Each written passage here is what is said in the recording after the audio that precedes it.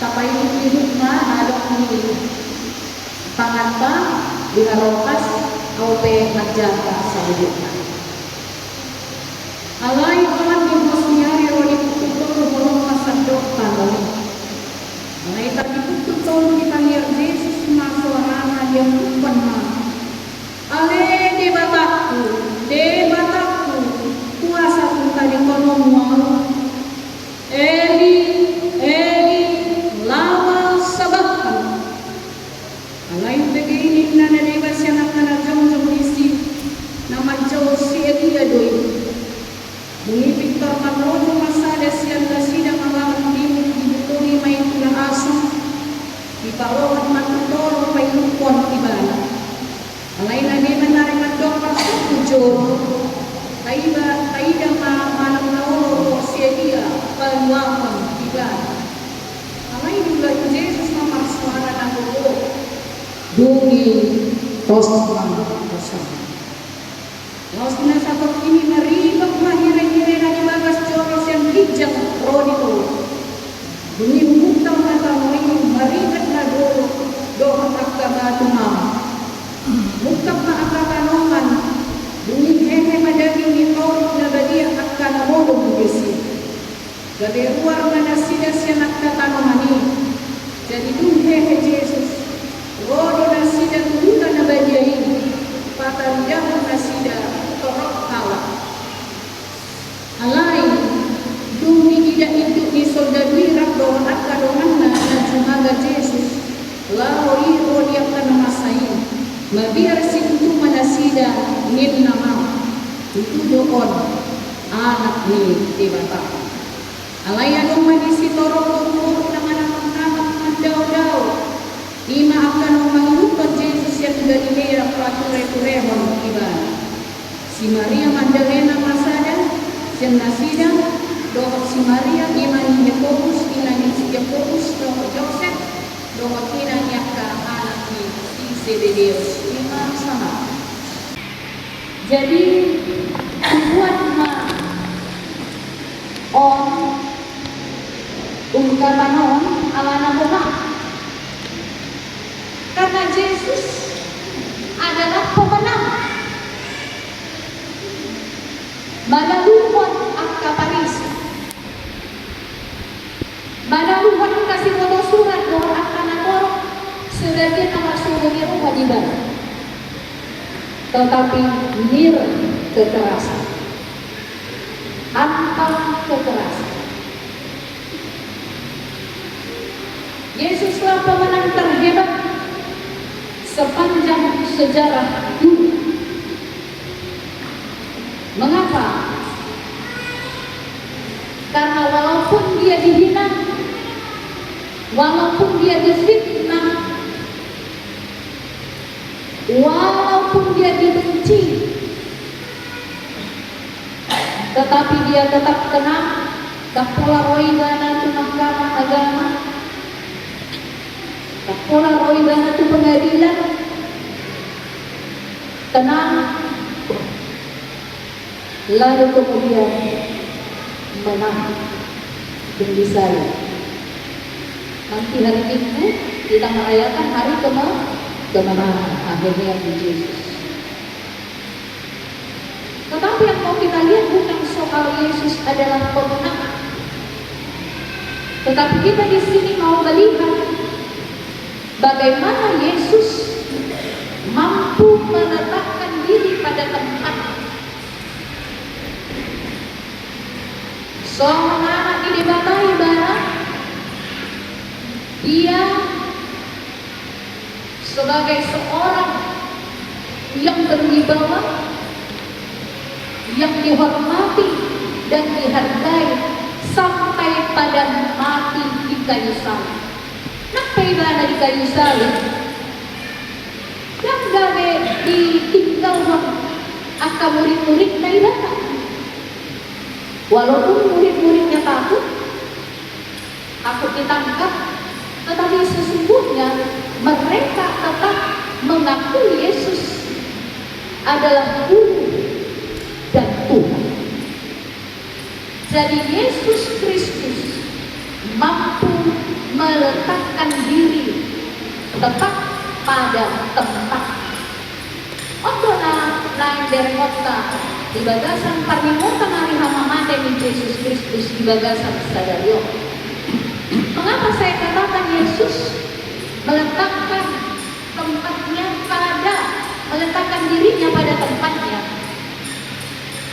Karena banyak orang di zaman ini tidak meletakkan diri pada tempatnya masing-masing. Sebenarnya setiap orang harus meletakkan dirinya pada tempatnya masing-masing. Asa marlapanan penebusan Yesus di kayu salib. Namun di dunia ini semua ada tempatnya masing-masing. Dan seharusnya memang kita di tempat kita, bukan di tempat orang lain. Ano itu bahasa Bataknya? Orang doktori kaso? Ano kerja nak? Potong apa lu anak muda? Tahu artinya itu? Jangan mengambil bagian yang bukan bagiannya. Aina jujur halak mengambil bagian naso bagian na. Diulang naso ulang-ulang. Apa yang ulang sendiri dan diulang. Nah ini dia.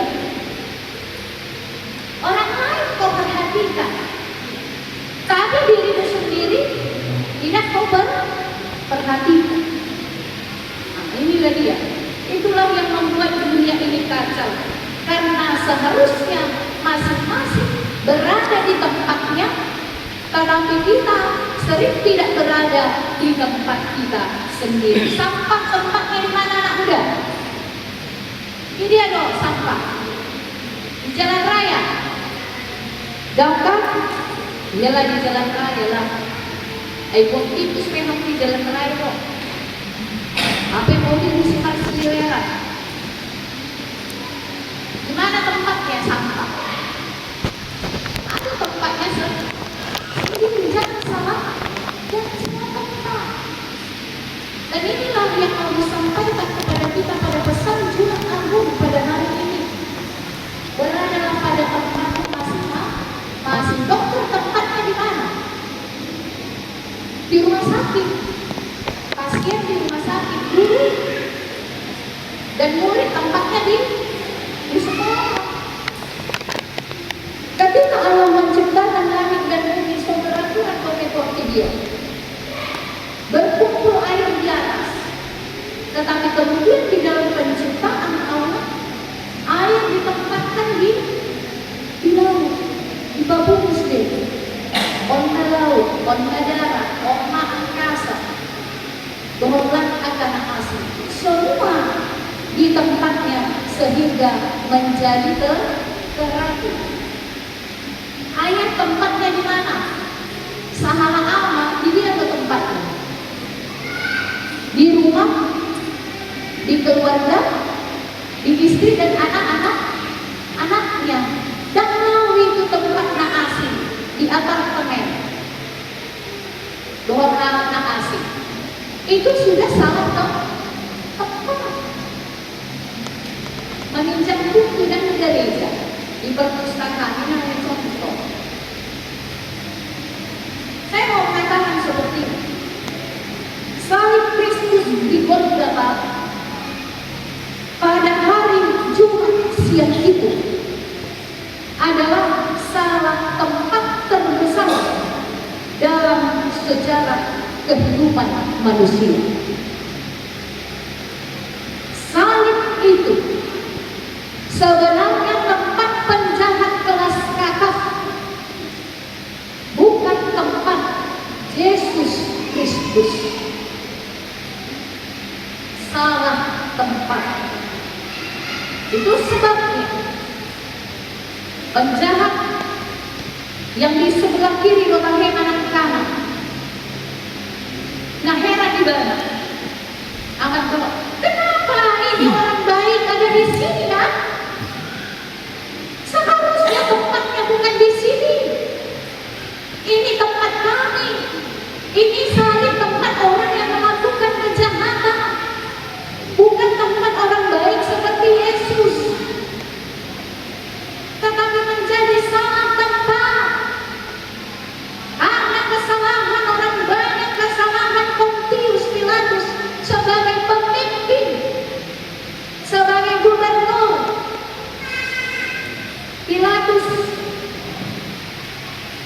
tidak berani mengambil keputusan.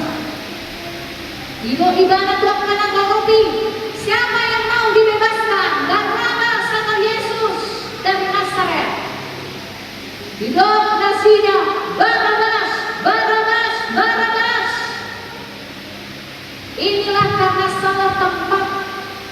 Seorang pemimpin seperti Pontius Pilatus seharusnya mengambil tempat sebagai pemimpin yang berani mengambil keputusan. Alai kamereng solari di zaman now, pemimpin tidak pada tempatnya, yang seharusnya berani mengambil konsekuensi, yang seharusnya berani memutuskan mana yang benar, mana yang salah. Dan pada waktu hari itu, Jumat itu, Pontius Pilatus tidak berdiri pada tempatnya. Dia menyerahkan kepada orang lain untuk mengambil keputusan, sehingga salahlah keputusan itu. Dan inilah kesalahan terbesar, salah tempat yang terbesar dalam sepanjang sejarah kehidupan manusia. Sehingga penjahat yang besar bukan Yesus Kristus, anak di Dewata. Bukan Yesus yang seharusnya mereka bebaskan. Bapak Ibu Saudara-saudara,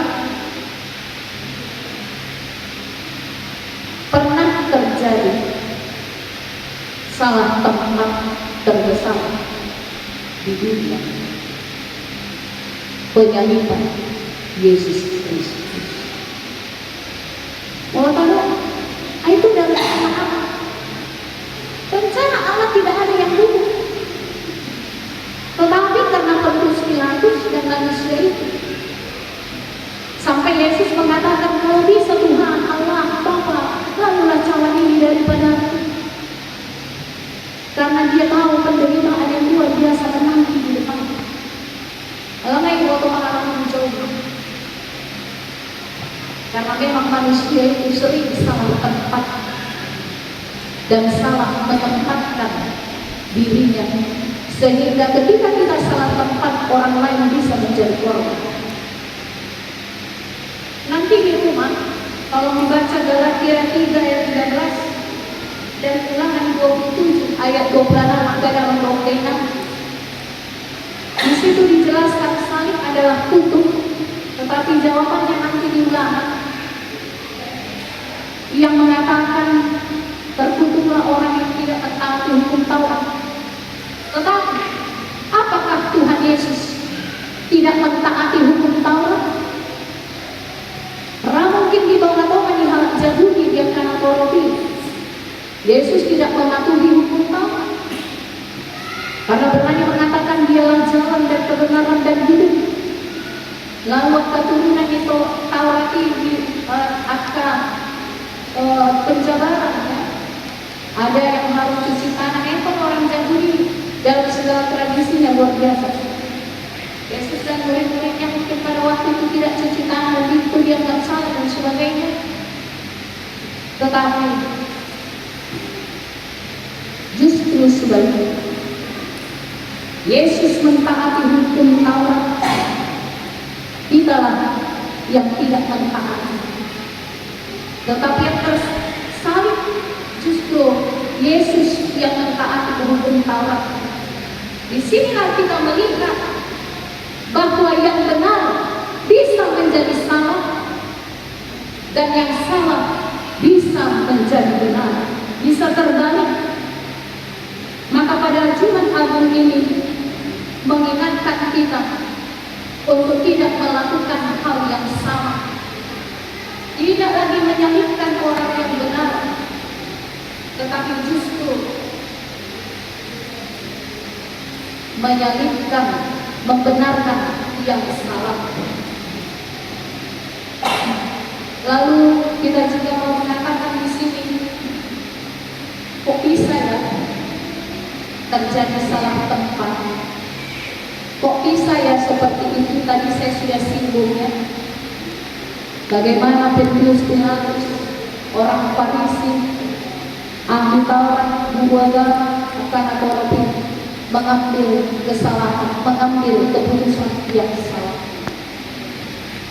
Dan itulah yang menyebabkan pertama bisa menyebabkan salah tempat. Artinya karena kesalahan orang lain maka bisa terjadi salah tempat. Tapi yang kedua adalah bisa karena kesalahan kita sendiri. Kita ingat cerita tentang anak yang hilang. Salah tempat si anak hilang ini, si bungsu. Dia tidur di kandang dulu tapi bungsu salah. Ada kan? Sedih. Seharusnya tempatnya adalah di rumah bapaknya yang kaya itu.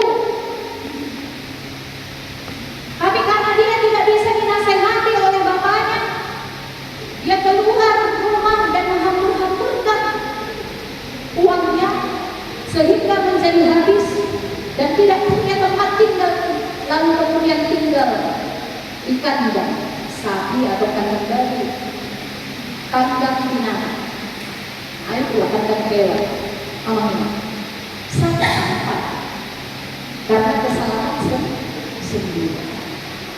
Yesus salah tempat, disalib karena kesalahan orang lain.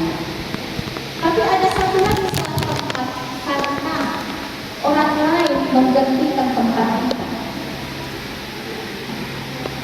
Sebagai contohnya, ada seorang anak bernama Maximilianus Maria Kolbe. Hidup di zaman Nazi Hitler.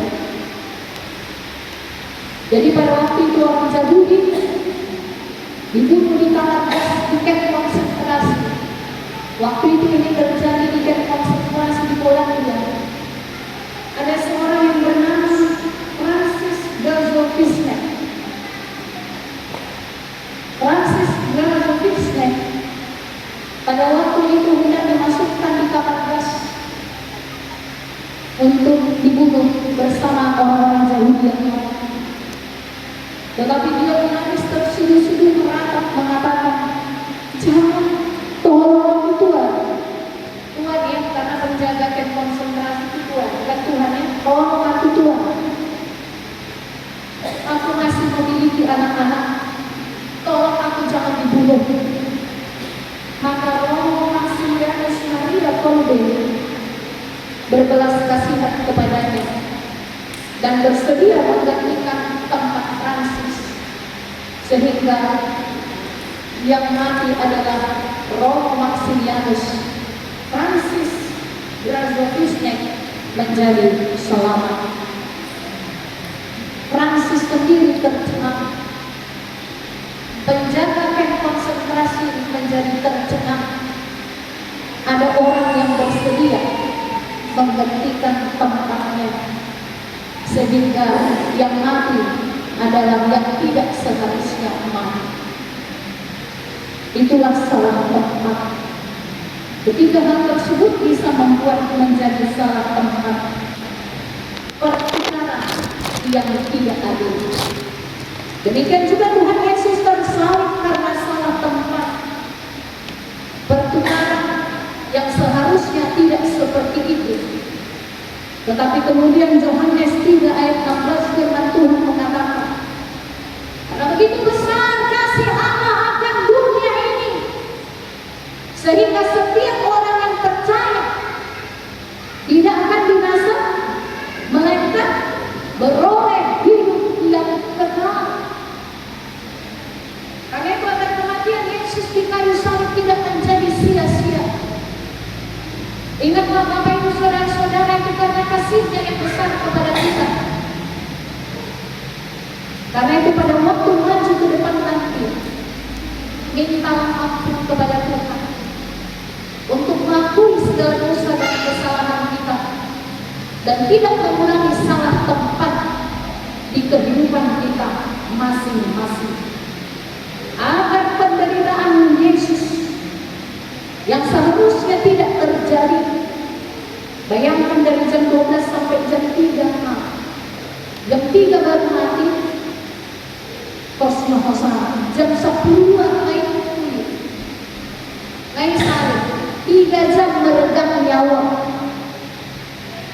dalam luka-luka yang begitu banyak, dalam kehausan yang luar biasa.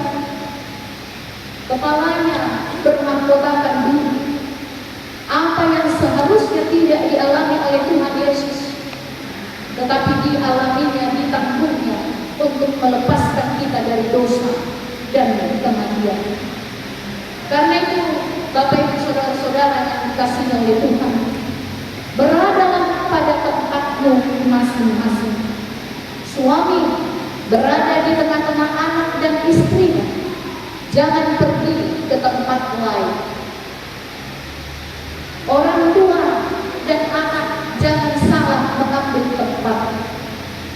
Orang tua berada di tempatnya yang harus dihormati, yang menyayangi, yang mengasihi anaknya dengan tulus, bukan sebaliknya, tidak menjadi orang tua karena salah tempat, pergi ke tempat lain, justru orang lain yang diperhatikan.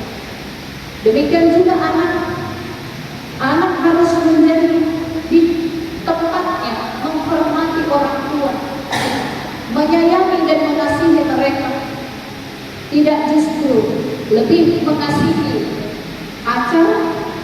Ada kan yang kayak gitu kan? Karena udah berpacaran, tori hoborogi, irana bersubut kiamat. Tidak lebih mengasihi jalanan, tidak lebih mengasihi motornya, dan tidak menjadi narkoba karena salah tempat. Demikian juga kalau kau punya teman, hargailah temanmu, dudukkan dia pada tempat, dan bantulah orang lain supaya mereka berada di tempat yang benar. Pembantu di rumah kita jangan buat menjadi salah tempat. Kami perlakukanlah dia sebagai sesama manusia, dan buatlah dia di tempat yang lain. Organisasi, gereja, masyarakat, atau negara beradalah pada tempatnya. Kalau organisasi punya aturan, punya jalurnya, tertib dan sebagainya, kembalikan dia pada tempatnya. Kalau organisasi itu sudah menjadi kacau balau, mulailah berada pada tempat kita masing-masing, supaya tidak terjadi salah tempat seperti kematian Yesus di kayu salib 2026 tahun yang lalu. Supaya Yesus tidak sia-sia, tidak merasa kematiannya sia-sia. Karena itu, berjalanlah selalu dalam terang Tuhan, supaya kita berada pada tempat kita.